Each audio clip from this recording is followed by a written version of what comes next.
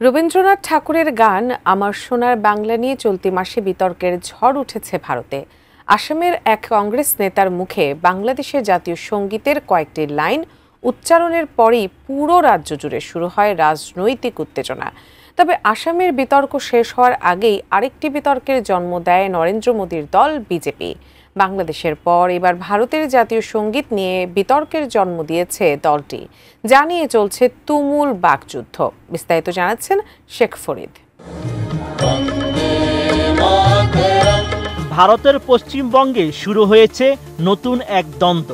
এই দ্বন্দ্বে জড়িয়েছে রাজ্যটির দুই বৃহত্তম দল তৃণমূল কংগ্রেস এবং বিজেপি।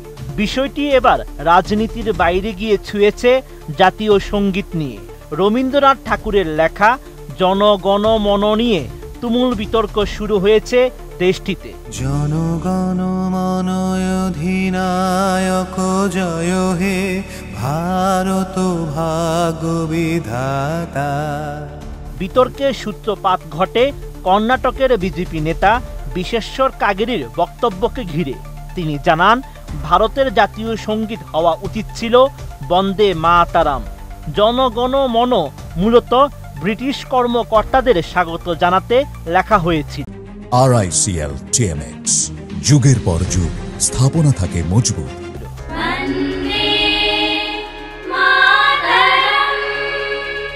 এই বক্তব্যে তীব্র প্রতিক্রিয়া জানায় তৃণমূল কংগ্রেস। দলটি একে রবীন্দ্রনাথ ঠাকুরের প্রতি অপমান হিসেবে দেখছে।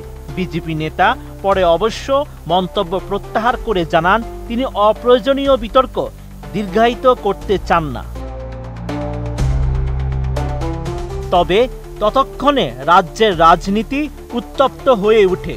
তৃণমূল কংগ্রেস অভিযোগ তোলে, বিজেপি ইচ্ছাকৃতভাবে রবীন্দ্রনাথ ও বঙ্কিমচন্দ্রের মধ্যে বিভাজন সৃষ্টি করতে চাইছে।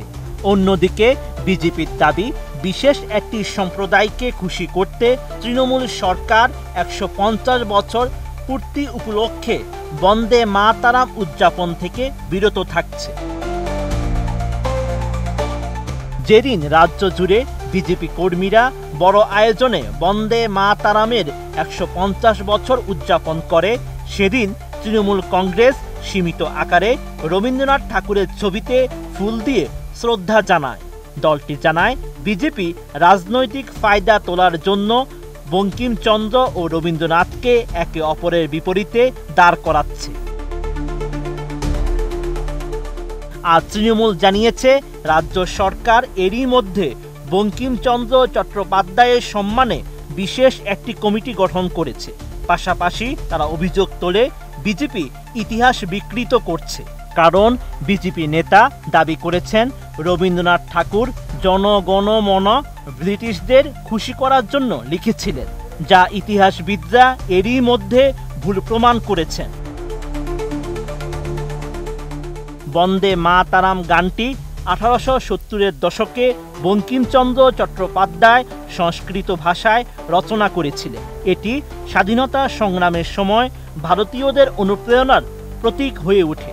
১৯৫০ সালে সংবিধান সভা গানটিকে জাতীয় সঙ্গীতের মর্যাদা না দিলেও অন্যতম জাতীয় গানের মর্যাদা দেয়। এই বিষয়ে ভারতের প্রথম রাষ্ট্রপতি ডক্টর রাজেন্দ্র প্রসাদ জানিয়েছেন, বন্দে মাতারাম ভারতের স্বাধীনতা সংগ্রামে অসাধারণ ভূমিকা রেখেছে, তাই এটি জাতীয় সঙ্গীতের মতোই সম্মানের যোগ্য। তবে প্রধানমন্ত্রী নরেন্দ্র মোদী সম্প্রতি রাজধানী দিল্লিতে বন্দে মাতারামের ১৫০ বছর পূর্তি উপলক্ষে বছরব্যাপী কর্মসূচির উদ্বোধন করেন এবং স্মারক ডাক টিকিট ও মুদ্রা প্রকাশ করেন। Sheikh Farid, ATN news.